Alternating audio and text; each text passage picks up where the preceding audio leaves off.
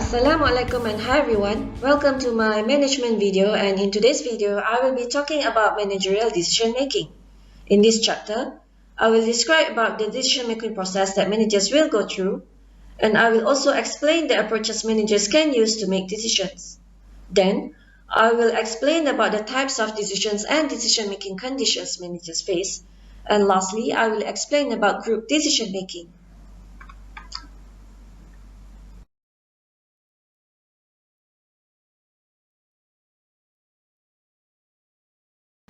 Decision-making is the process by which managers respond to opportunities and threats by analyzing the options and making decisions about organizational goals and courses of action. Good decisions results in the selection of appropriate goals and courses of action that increase organizational performance.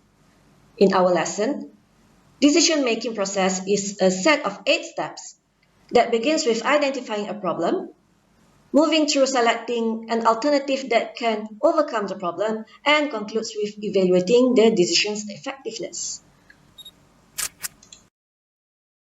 The first step in decision-making is identifying a decision problem. Problem is defined as a discrepancy between an existing and a desired state of affairs.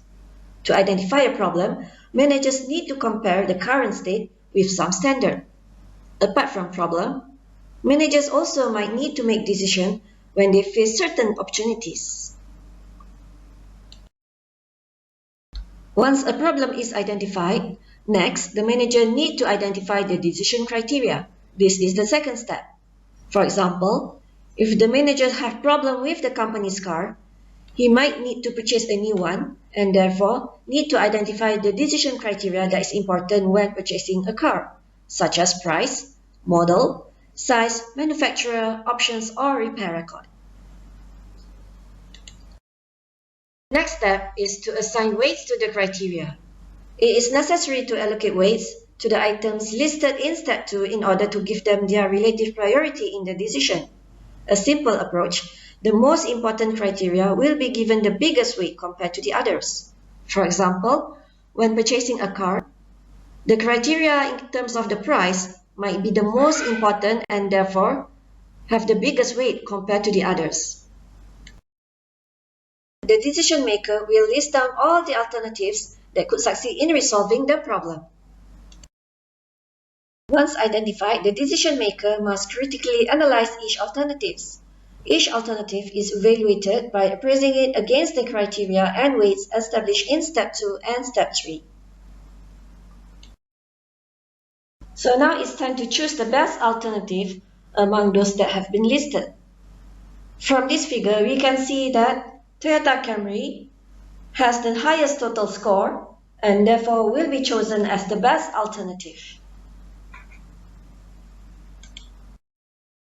Once a decision has been made and an alternative has been selected, it then must be implemented and many subsequent unrelated decisions must be made.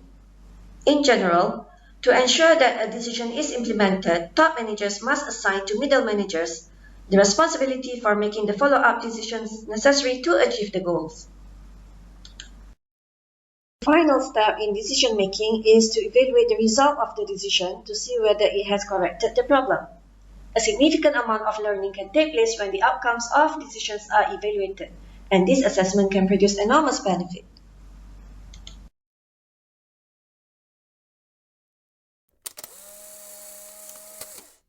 In management, we have 2 approaches in decision-making that guides managers in making decisions in organizations.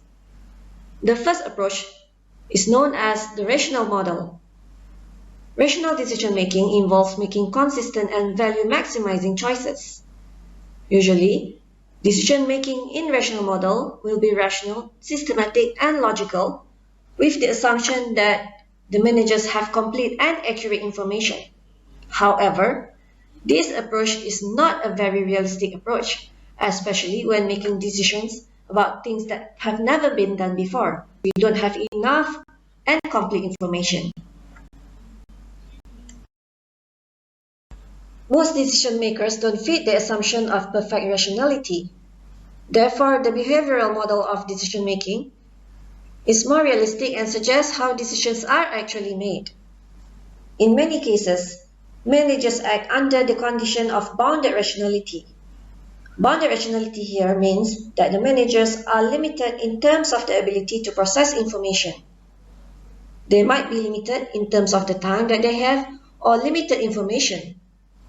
Therefore, many managers end up satisficing, where they will accept solutions that are good enough rather than spend time and other resources trying to maximize their decision.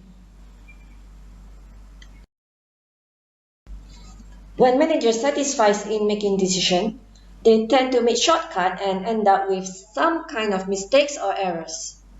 Some of the common errors in decision making include overconfidence, the anchoring effect, selective perceptions, bias, representation bias, and self-serving bias. I will explain more about this in our lecture after this.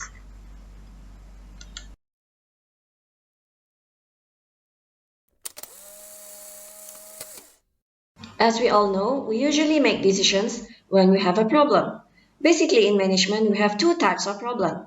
The first one is structured problems. These are straightforward and decision makers usually are familiar about the problem and they are easily defined.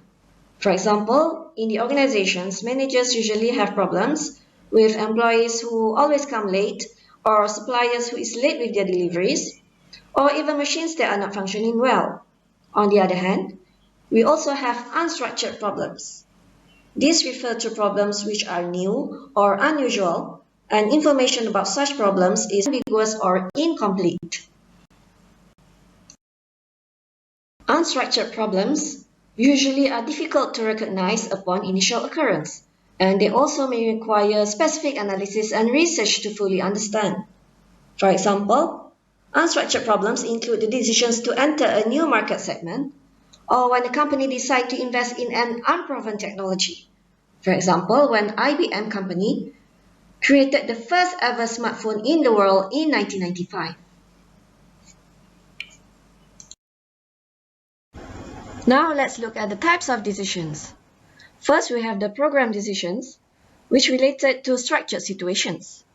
These decisions are repetitive and can be handled using a routine approach. For example, problems related to employees' leave. The employees who take leave, according to leave rules, will be granted leave, and those who do not follow the rules may not be granted leave. Usually, managers can use three guides for making program decisions. These include procedures, rules, and policies. I'm sure you all know the difference between these three things, right? We also have non-program decisions, which are taken in unstructured situations, which reflect new, ill-defined, and complex problems. Examples of non-program decisions include deciding whether to acquire another organization, deciding which global markets offer the most potential, or deciding whether to sell off an unprofitable division. Since they have not occurred before, usually non-program decisions require extensive brainstorming.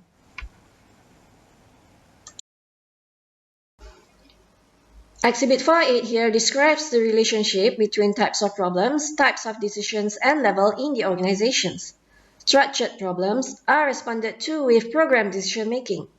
Lower level managers are usually the ones who are responsible for familiar and repetitive problems. Meanwhile, unstructured problems are handled using non-program decision making. The problems confronting managers at the top level are usually more likely to become unstructured. Alright, so now let's take a look at what decision-making conditions do managers face. Many decisions in organizations, especially important ones that have great impacts on organizational activities and personnel, are typically made in groups. Group decision-making is a situation faced when individuals collectively make a choice from the alternatives. Group decisions has its own set of strengths. A group will bring a diversity of experiences and perspectives to the decision process. Group decisions also provide more complete information than do individual ones.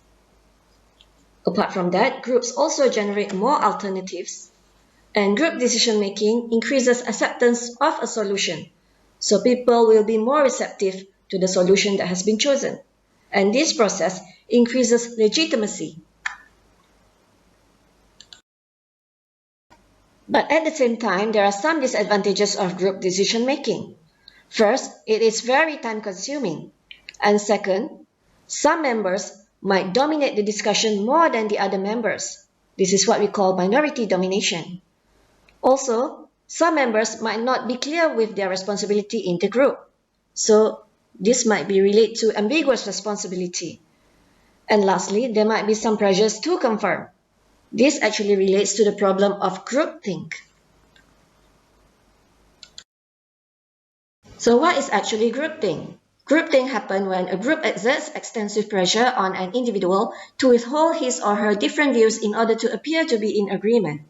You probably experience this when working in group, where you tend to say yes to whatever the other members say, and you tend to avoid saying no. Why does this happen? Maybe because there is a member with a higher status that makes the other member afraid of expressing their ideas, or maybe because some members are not confident enough of expressing their views or ideas and afraid of criticism. So groupthink can be minimized if the group fosters open discussion, or maybe you can let an impartial leader who seeks input from all members. All in all, groups and individual decision making have their own advantages. Group decisions tend to be more accurate, and on the average, groups make better decisions than individuals, although groupthink may occur. If decision effectiveness is defined in terms of speed, individuals are superior. But if creativity is important, groups tend to be more effective than individuals. And if effectiveness means the degree of acceptance that the final solution achieves, then groups are better.